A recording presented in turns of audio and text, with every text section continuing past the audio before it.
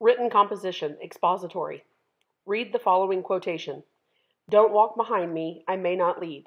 Don't walk in front of me, I may not follow. Just walk beside me and be my friend. What is the best way to maintain a strong friendship? Think carefully about this question. Write an essay explaining your definition of a true friendship. Be sure to clearly state your thesis, organize and develop your ideas effectively, choose your words carefully, edit your writing for grammar, mechanics, and spelling. Use A History of Fearlessness, pages 26 through 28, to answer questions 23 through 29. Then fill in the answers on your answer document. 23. Read the following dictionary entry. Clout. 1. A significant amount of influence. 2. A hard punch. 3. A big hit in baseball. 4. A target. Which definition most clearly matches the use of the word clout in paragraph 3? A. Definition 1. B. Definition 2. 3. Definition 3. D. Definition 4. 24. Read this sentence from paragraph 16. And she became an ambassador as much as coach, allowing television cameras into the locker room, willing to play almost any team on almost any court. In this sentence, the author is trying to show that Summit, F, frequently sought out opportunities to appear on television, G, was able to pick and choose which teams to play, H, took on a role in women's sports that went beyond coaching, J, compromised her standards occasionally. 25. Why does the author end the article with a quotation? A, to show how Pat Summitt will likely be remembered over time. B, to suggest that Pat Summitt's accomplishments may soon be eclipsed. C, to imply that female coaches will never win as many games as male coaches. D, to provide an opinion that differs from those expressed in the rest of the article. 26. Which of these best summarizes the article? F. Throughout her career, Pat Summitt has been an important figure in women's sports. Although it was difficult for her to face the discrimination directed at female players and coaches, she managed to have successful seasons at the University of Tennessee. G. The popularity of women's sports today is largely the result of the enactment of Title IX in 1972. Before that, female athletes like Pat Summitt had little funding or support for their teams. Pat Summitt's success is an example of how Title IX helped women athletes and coaches. H. Although Pat Summitt had been a very successful basketball coach for many years, her primary accomplishment came after she developed Alzheimer's disease. By refusing to hide her diagnosis from the public and vowing to continue coaching, she set a powerful example for others. J. Through her determination to lead and succeed, Pat Summitt has become both a successful coach and an inspiration to female athletes. She applied the work ethic she learned as a child to her playing and coaching career, ultimately winning more games than any other college coach. According to the author, Pat Summitt learned important lessons about how to face difficult circumstances from her time spent A. Playing on the 1976 Olympic team, B. Dealing with her Alzheimer's diagnosis, C. Working on her family's farm, D. Losing games as a new coach. 28. Tara Vanderveer thinks Pat Summitt is equipped to handle her illness because of F. The support from her team, G. The availability of good medical care, H. Her physical conditioning, J. Her coaching experience. 29. What is the primary purpose of the photos of Pat Summitt? A. To show how she became famous over time, B. To portray both her successes and failures, C. To represent different aspects of her career, D. To highlight the differences in her attitude over time. Use No Dream is Impossible, pages 29 through 30, to answer questions 30 through 34. Then fill in the answers on your answer document. 30. The selection is mainly about F. The importance of luck in finding success in Hollywood, G. The need for adult guidance, H. The limited career opportunities for women in Arkansas, J. The importance of trusting oneself. 31. Read this sentence from paragraph 3. One honest glance told me that only by unglamorous hard work over quite a few years would this gangling, unsure Arkansas girl be transformed into my dream of a fine actress.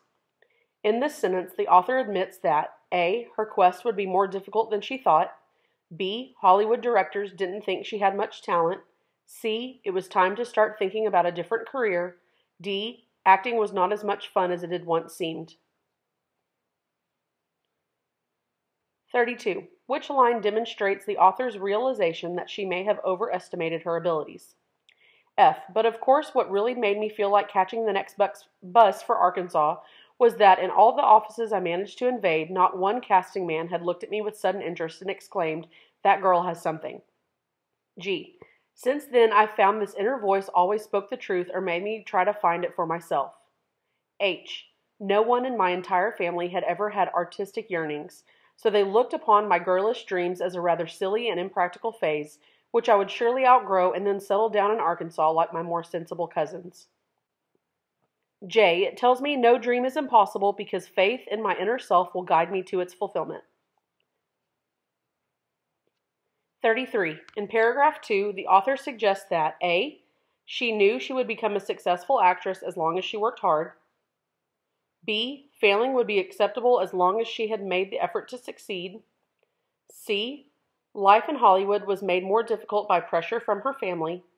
D. It would have been wise to have gotten a good job before pursuing her dream. 34. The title of the boxed information, A Dream Realized, best reflects the juxtaposition of which two concepts? F. Irrationality and rationality. G. Good and evil. H. Ideal and actual. J. Originality and banality. Use A History of Fearlessness and No Dream is Impossible to answer questions 35 through 38. Then fill in the answers on your answer document. 35. Which sentence from No Dream is Impossible connects most closely to a central idea from A History of Fearlessness? A. That part of me seemed to know that no matter how difficult achieving my goal might be, or even if I never achieved it, I would be happier striving toward my dream than if I tried to find security in a life I was unsuited for.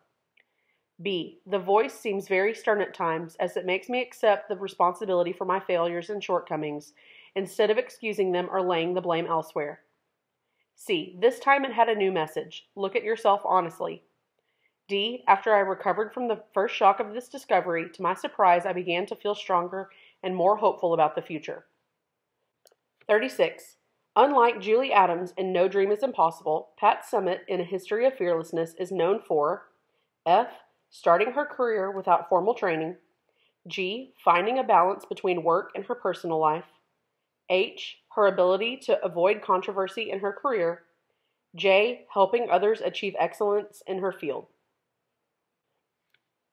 37. Which sentence states how the authors of each selection support their ideas? A. The author of A History of Fearlessness uses first-person narration, while the author of No Dream is Impossible provides a third-person historical overview. B. The author of A History of Fearlessness depends on quotations from others, while the author of No Dream is Impossible provides a first-person account of her life. C. The author of A History of Fearlessness mainly references other articles, while the author of No Dream is Impossible references experts in her field. D. The history of A History of Fearlessness relies on his own insights and philosophies, while the author of No Dream is Impossible provides a detailed chronology of her life. 38. How are Pat Summitt's father in A History of Fearlessness and Julie Adams' inner voice in No Dream is Impossible similar? F. Both serve as obstacles to success. G. Both suggested actions that proved unwise. H. Both would not permit failure. J. Both offered important advice. 39. In paragraph 2, the word handful means someone who is A. Difficult to manage. B. Extremely generous. C. Useful around the house. D. Reluctant to help others. 40. Read the following quotation from paragraph 8. Why didn't this look too good to be true? I guess because I was 14. In these sentences, Skippy Oglesby suggests that as a teenager, F. He intimidated others. G. He was naive. H. He liked to fool others. J. He often got into trouble. 41. Which paragraph from the selection provides imagery that gives a sense of the father's personality? A. Paragraph 14. B. Paragraph 11. C. Paragraph 13. D. Paragraph 7. 42. By asking a series of questions in paragraph 12, the author emphasizes his F. Uncertainty about what motivated his father. G. Belief that his father was unique. H. Doubts about the details of Oglesby's story. J. Hope that others will appreciate his father. 43. What did young Skippy Oglesby and the author's father have in common? A. Knowledge of motorcycles. B. An inclination to bully others. C. A love of pranks. D. Storytelling skills. 44. In paragraphs 1 and 15, the author shows F. His realization that some of his memories are exaggerated. G. His skepticism about the distinction between truth and memory. H. His desire to be a role model. J. His awareness of himself as a writer. 45. Read these sentences from paragraph 3. She shakes Ashok's hand and tells him that there are 2 other Indian children at the school, Jayadev Modi in the 3rd grade and Rekha Saxena in 5th. Perhaps the Gangulis know them? These sentences imply that Mrs. Lapidus, A. has made assumptions about the Gangulis because they are Indian American. B. Wants to reassure the Gangulis that Gogol will feel welcome among his Indian classmates. C. Is familiar with the Indian naming traditions that the Gangulis follow. D. Has worried about how the Gangulis will fit into the Indian American community at school. 46. In paragraph 26, Ashok can best be described as F. Optimistic and irritable. G. Caring and critical. H. Compassionate and stern. J. Insightful and authoritarian. 47. Which quotation foreshadows the ultimate decision to allow the boy to use the name Gogol at school instead of Nikhil? A. Though Mrs. Lapidus does not understand a word, she listens carefully. Here's that name again. Gogol. Lightly in pencil, she writes it down on the registration form. B. Gogol looks down at his sneakers. The way the principal pronounces his new name is different from the way his parents say it. The second part of it longer, sounding like heel. She bends down so that her face is level with his, and extends a hand to his shoulder. Can you tell me how old you are, Nikhil? D. He thanks Mrs. Lapidus. Be good, Nikhil, he says in English, and then, after a moment's hesitation, he is gone. 48. Read the sentence from paragraph 1. She told him she liked it well enough, though later, alone, she'd wept, thinking of her grandmother, who had died earlier in the year, and of the letter, forever hovering somewhere between India and America, containing the good name she'd chosen for Gogol. The author uses figurative language in this sentence to reveal that F. The letter failed to reach Ashima because it was lost in the mail. G. Ashima was too upset to read the letter when it finally arrived. H. The letter had expressed the last wish of Ashima's grandmother. J. Ashima's grandmother had hoped that the letter would unite the 2 cultures.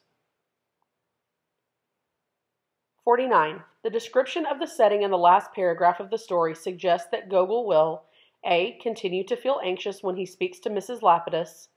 B. Have trouble fitting in with his new classmates. C. Change his mind about which name he prefers. D. Become comfortable with the routines of kindergarten. 50. The descriptions of Mrs. Lapidus and Gogol in paragraph 3 create a contrast between a F. Professional adult and an ordinary child. G. Strict principal and a nervous kindergartner. H. Dependable adult and a playful boy. J. Busy administrator and a carefree student.